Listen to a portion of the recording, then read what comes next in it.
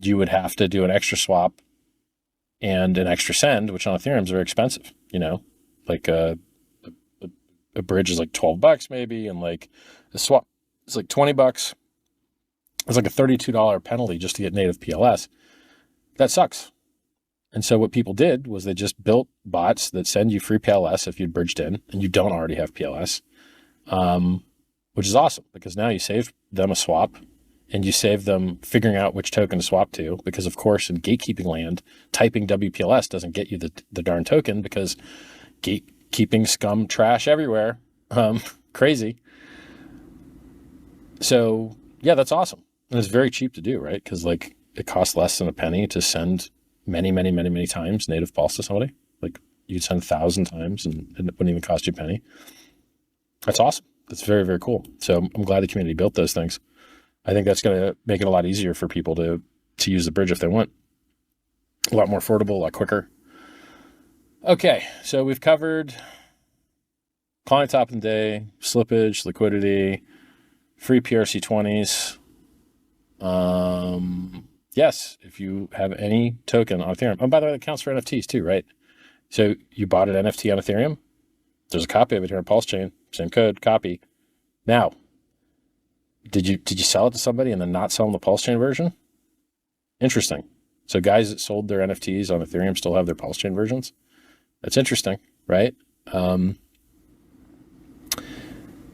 haven't seen a market for these things, and I think markets for JPEGs are probably very important to the JPEG holders. So I think you may see more. If someone makes a market for the PRC, for the PulseChain versions of NFTs, I think you'd see it take off because these guys are wrecked. They're wrecked and they wouldn't mind the free money. So if you want to give these guys some free money, they probably wouldn't mind it. And having a market for them to dump into, I'm sure they'd love. And then eventually, I wouldn't mind seeing PRC20, ERC20 copies.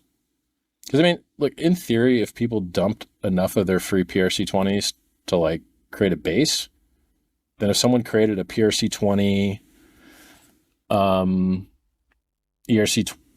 if someone created a PRC20 copy with bridged in ERC20, which we call ERC20, right? Like EETH or, E-Wrap Bitcoin or whatever. It might create that thing that was dreamt of like the less liquid, more volatile, but yet because they're bridged, still tied to the ERC20 price kind of thing. And now it's been what, 7 months?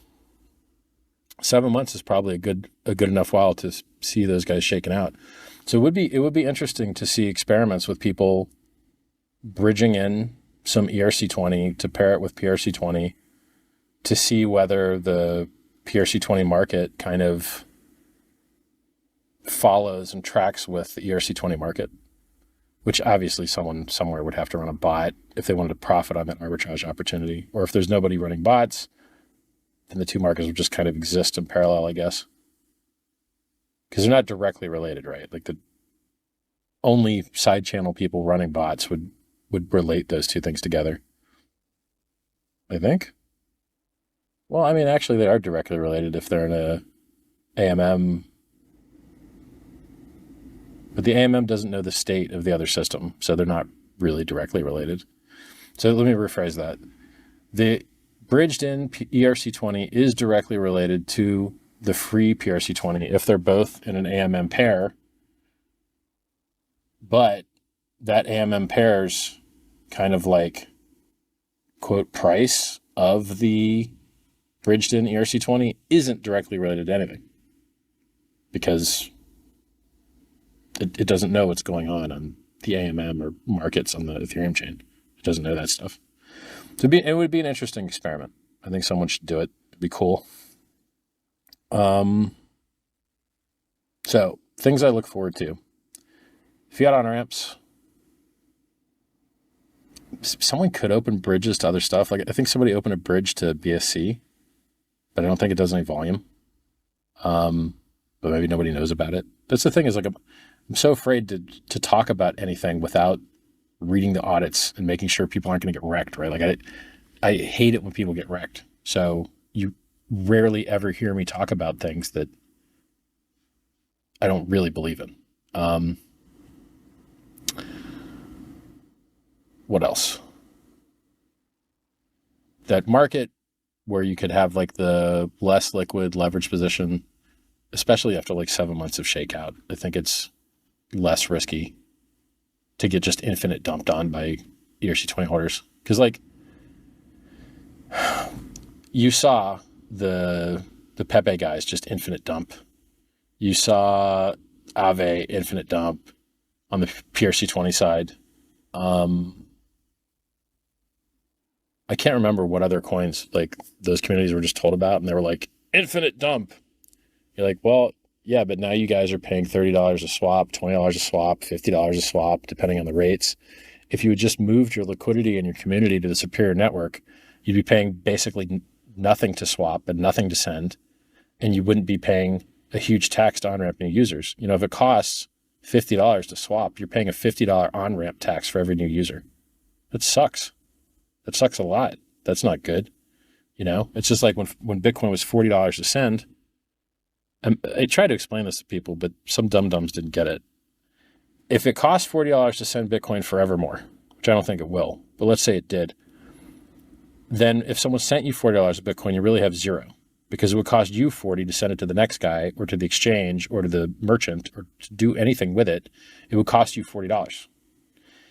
Even if you sold your private key, which no one ever does usually, because you can't prove that you deleted your copy of it. So the next guy has risk, which is why blockchain ledgers with timestamping prevents double spending, et cetera, et cetera. If it costs $40 to send Bitcoin, that means it costs you $80 to send $40, and then the guy receives it really has nothing because it would cost him to send $40 to try and use it. So you just turned $80 into zero. So if it costs $40 to use Bitcoin, it means if you spend $80, you have zero, because it cost you $80 to buy $80, but then you only received $40 because the exchange is going to charge you to receive the $40, and then it's going to cost you $40 to send, and so that guy receives actually zero. I mean, actually, including, so it may be worse than I had originally explained it. It may cost $120 to turn into zero. So let's do the math real quick. You send $120 to the exchange. Exchanging's stupid. They don't want to lose money on you. So they're going to charge you $40 to send because it costs them $40 to send. So you buy $120 from your exchange. You pay them $40 to send it to you. Now you've got $80 left. You send $40 to your friend. It costs you $40. So now your balance is zero, and your friend received $40, but it's worth zero because you can't use it without spending $40. So now you've actually turned $120 into zero. Before, in my previous example that people argued about, the argument was that you got $80 to zero. But in actuality, if the exchange ain't stupid and they don't lose money sending you the coins, it's really turning $120 into zero. So now you've got $120 minimum tax to on-ramp someone if they're ever going to send coins to a friend. It's untenable and stupid, and not why cryptocurrency was invented. It's not supposed to be worse than the legacy system. Like this. Yeah, it's, I think that PulseChain's basically free to send so far model is pretty cool. So let's check the gas prices again. $9 to send Bitcoin, $8.49, $1.20 to send ETH, 0.0002 to send PLS. That's 50,000 times cheaper than Bitcoin, 7,500 times cheaper than Ethereum. Guys, the network is good. Works great. Oh, and the bridge is free too. Somebody set the bridge to zero fee so that using the bridge has no fee both directions. So if you go to bridge.pulsechain.com, there's no fees currently. In, out, either way, no fees. Now you're going to pay a fee on the Ethereum network. Nothing you can do about that. That's Ethereum's side, right? So you got a great network and you got a ton of free coins, and it's worked flawlessly for 7 months. Go make it great, guys. Launch stuff on it, use it, build fiat on-ramps, make a money transmitter in your state, make a licensed money transmitter in your state, and you can, make the community better. So legal stuff. Let's talk about legal stuff. In the United States, you have something called the Constitution. The Constitution restricts the government. The Constitution's job is to restrict the government and to protect your rights. You have something called the Bill of Rights, which were amendments to the Constitution to really, really super give you a good deal and restrict the government could do, because governments have such a history of screwing people over and over and over and over again throughout history. So what are some things in the Constitution? And these are very important things to know. And these things are so important to know that federal officers, such as Gary Gensler, the chairman of the SEC, you can go on the internet and you can search Gary Gensler's confirmation hearing, and you're going to see him swear an oath to the Constitution of the United States of America to defend it against enemies, both foreign and domestic. Now, you might ask yourself, what is a domestic enemy? What is a domestic enemy of the Constitution? I wonder. So the Constitution has something called the First Amendment. The First Amendment is freedom of speech, freedom of the press. Government shall make no law against free talking and all that stuff, right?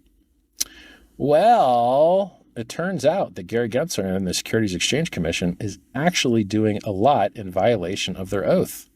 It turns out that they're violating a lot of what the Constitution is supposed to be protected from. So the Constitution says you have a right to freedom of movement, a right to freedom of association, a right to freedom of speech. There's other legal doctrines like the right to contract, which, if you interfere with other people's contracts as tortious interference, you can get sued for it. It can cost you money. You have a whole bunch of rights in there, right? And then there's things that are like even harsher violations. So if you're going to violate people's free speech, one of the worst ways to do that is with something called prior restraint, where you don't even give them the chance to speak. Well, listen to this. Blockchain networks are communication networks. They carry speech. The first Bitcoin block carried a copy of a newspaper article. Blockchain networks are speech. And the software that consists of blockchain networks, the nodes, the wallets, those are just word processing assistants. They just help you format your speech in a way that other participants can understand.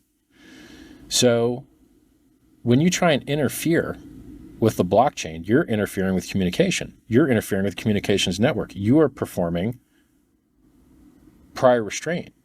Your interference in these things is creating a chilling effect. You are interfering with people's association. You are interfering with people's right to contract with each other. You're interfering with specific contracts. You are doing numerous, multiple things in violation of your oath to protect the Constitution. You're doing it outside of congressional authority. You're doing it outside of your mandate. So I don't understand how America became the carceral state. America has the highest rate of incarceration of any nation that's ever existed in the history of mankind. And yet you see very few lawsuits against people in the government. It just doesn't seem to match up to me. If you have extremely high rates of the government putting people in prison, shouldn't you have also high rates of some of the people being put in prison kind of suing the government for violating their rights? I mean, you go around the world and you can't even in some countries get 20 years for murder, but in the United States, they hand out time like it's candy. You can get 20 years very easily for doing lots of different things. Very easy to get 20 years in the United States. Very hard to get 20 years anywhere else. Isn't that cruel and unusual? By the way, Bill of Rights has a rule against cruel and unusual punishment. Shouldn't there be more lawsuits over this? Isn't it cruel and unusual that for things that aren't murder, you're getting what the entire rest of the world considers to be murder punishments?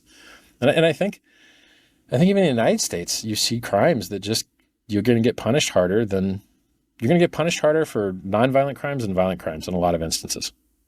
Doesn't make any sense. Or like meta crime that doesn't even have a victim. These things are they're not healthy. They're not good. And it's how you end up with the highest rate of incarceration in the history of mankind. So do you really have the rights you're not willing to fight for? Probably not. So you got to fight for these rights. And it's just tragic because so few people have the funding or the ability to stand up to the blowback to fight for your rights. I mean, when